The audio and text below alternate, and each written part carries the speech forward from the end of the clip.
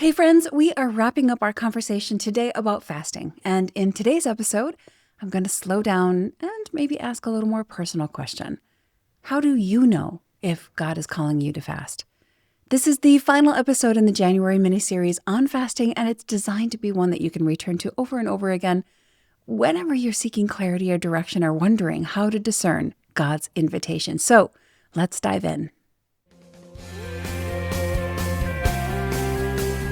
Welcome back to the Sunshine Cafe.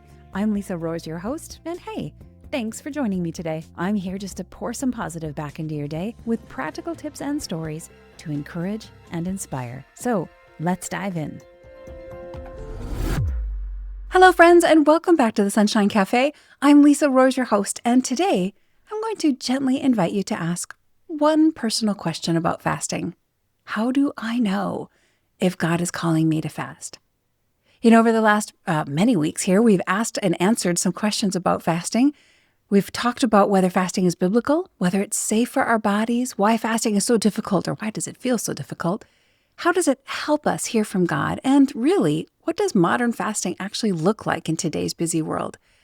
Well, I specifically chose these topics because these are some of the more common things I get asked, and I'm hoping that by slowing down, taking a little time here at the beginning of the year to discuss and understand fasting, maybe a little more clearly, that perhaps the pressure and the fear and the confusion around it might just melt away so you can honestly discern whether fasting is a tool for peace and clarity, maybe a tool that God is opening up for you.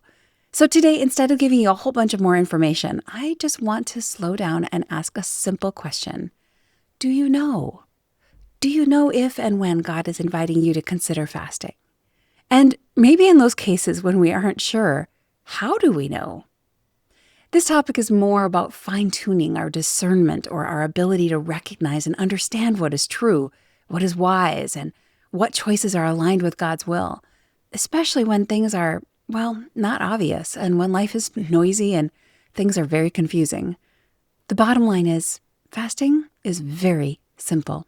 In fact, fasting is the most simple, the most affordable, most ancient, most successful, most adaptable, and most accessible tool we can use to experience peace and clarity as we seek to grow closer to God. So if anything about fasting feels complicated, I just want to encourage you to just let all of that go. Let the details just melt away and instead just consider these three simple things that we're going to cover today. Number one, God invites us to fast without any pressure. Number two, there are some very simple ways to recognize God's invitation, and we'll talk about what those are, both what's happening around us as well as what's happening inside of us. And then number three, if the answer feels like, yes, I think I am being called to enter into some kind of fast, well, we're going to talk about exactly what to do about that and how to be obedient to that without it being complicated or overly pressured. So let's dive into the first thing. God does invite us to fast without any pressure. He just kind of opens the door and welcomes us into that room of fasting without any requirements. Yeah, I started my journey into fasting, quite frankly, for all the wrong reasons. I don't even remember if it was fasting for weight loss that I first tried or fasting for healing, but I know it was definitely not to seek God. Well, I told myself that that was part of it, but honestly, if I look back, I was definitely not looking for His will. I was looking for my own. And fasting back then felt like a lot of pressure. Like, I have to do this. I have to lose weight. I have to heal. I have to detox. But it wasn't until God invited me to just gently step into it that I really saw just how peaceful and powerful fasting can be in a way to grow closer to Him and get the answers that I really needed, not from me, but from Him. It's more like, I don't know, I see it as kind of like stepping into some kind of spiritual day spa where I could just leave all my cares and my baggage at the door for a time and, just breathe. The room was peaceful and I could just let go of life's worries and cares and instead focus on God and be open to whatever He has for me instead of thinking of all the things that I needed to get from Him. When God is nudging us to fast, we're going to sense that open door. It's an invitation extended without any pressure or force. We aren't shoved through the door or pulled through the door.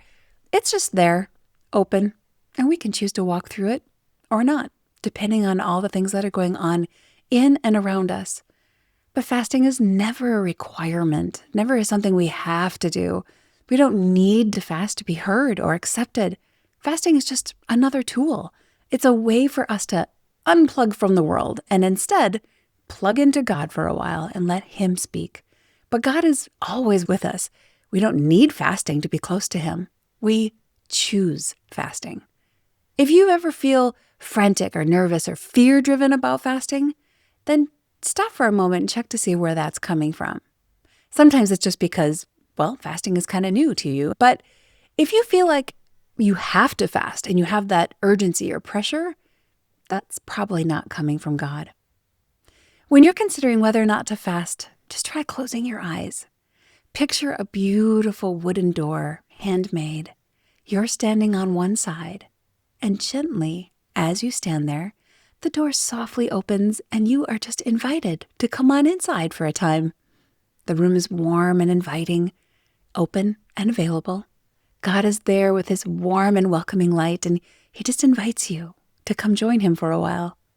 But you could say yes, or maybe later, or not right now. Whether or not you decide to join God in that room of fasting, He is always with you. He is always still with you. And James 4:8 tells us that when we draw close to God, He will draw close to us. His presence is there when we're ready. Fasting is just one beautiful invitation to leave all that baggage at the door so you can focus on Him and the conversation. So then, how do we really know if God's inviting us to fast? How do we discern those times in our lives when we need it and God's inviting us in? Well, that leads me to my second point of discernment today, how to recognize the nudge. One of the ways to recognize the nudge is to just take a look at what's happening in your life. Do you ever feel like your life is stuck kind of on a daily repeat and you're going through the days almost like Groundhog's Day, right? When you're like in muscle memory, but you're not really thoughtfully or engaged in any of the daily events or activities? Yeah, I've been there so many times myself. And I have to keep pulling myself back into the present to realize that if I want to live an intentional life, that's going to take some intention. I have to be awake to what is happening inside me and around me and to notice all the things that are happening, to be observant. It's actually a really beautiful thing when I can do that and really open up my awareness and to be awake to the things that are happening just in my little circle of life. And I'm going to encourage you to try this too on two levels. First of all, take a moment, maybe while you're at the stoplight or waiting for your kids in the pickup lane. Maybe you're waiting for that meeting to start or the phone call to begin, or perhaps you're on hold again. Just ask yourself, what's going on around me? What do I see? What kinds of things are happening inside of me right now? Start noticing those things. The beauty that is all around you. Whether you realize it or not, you are wrapped in beauty. Clouds and trees and birds and beautiful plants around you are the joy of a little laughing child. Learn to become connected to the present, because when you start noticing what's happening around you, you will soon notice the energy around you, the pain and the joy of your community, your office, your family, and your friends. Is there uncertainty? Is there transition, loss, confusion? Is there a community burden, a heavy business decision perhaps? Or maybe just, some bad energy. People are grumpy around you. The relationships around you are unhealthy. What is that happening around you? The environment around you might be telling you it's time to gently enter into a fast and let God provide the clarity and the guidance and a refreshing recharge to that energy that you are needing right now. So that's the external things happening around you. But then also, I'd like to invite you to take note of what might be happening inside of you. Are you looping or ruminating on ideas or decisions that are not yet settled? Maybe there's a circus of activity and decisions going on in your mind, and you can't even focus on just one thing enough to see what decisions even need to be made. How loud is that internal mental noise and confusion? What are you worrying about, anxious about? Are you able to really focus in on your prayers? Or do you keep constantly interrupting yourself with the to-dos and the should-dos? Is there a decision you've made that just doesn't feel settled or peaceful? Do you feel like you don't have any time to pray? Or are you feeling maybe spiritually dead? Or maybe not dead, but like kind of calloused? Like you pray and you read the Bible and you go to church and you do all the things, but you're still feeling a little disconnected from God. I've so been there so many times. And none of this is unique to you if you're feeling any of those things. We all feel those things. All of us go through those cycles of emotions where things are just kind of crazy. And I think we've all had seasons where maybe we're feeling many of those things all at the same time. Inside turmoil, outside confusion and uncertainty at almost every angle for just what should I do about any of it. We are all going through seasons like this, my friends. We all need encouragement. We all need gentle nudges to get connected back to our soul and connected back to God. And so if you're feeling any of these things, it might be a really good time to consider entering into some kind of a fast and use that time to pray. Again, remember there are many ways to fast. It's so adaptable. And so what is next? When you're feeling that pressure, the confusion, and the internal or external mayhem, what do you do next? Well, I want to encourage you to just pause. Find a space. Maybe it's in your car. Maybe it's outside in your backyard, a bathroom, or even just amidst the clothes in your closet. Just find a quiet place and just pray. Ask God these 3 simple questions. Number 1, God, what are you trying to show me right now? I am paying attention to what's happening. What would you like me to know about all this? Number 2, God, are you inviting me to lay something aside for a time? If so, what is it that I should lay aside? And number 3, Lord, help me to know, really to know, if I am seeking clarity and companionship with you, or if I'm just slipping back into my tendency to control. Then, my friends, just sit. Let the silence do some work here. Just listen. Put those questions out to the Lord and let Him respond. After some time in the silence, you might feel a nudge of clarity. So if you do, what do you do next? How do you respond if you feel like God is inviting you into a fast as a way to grow closer to Him?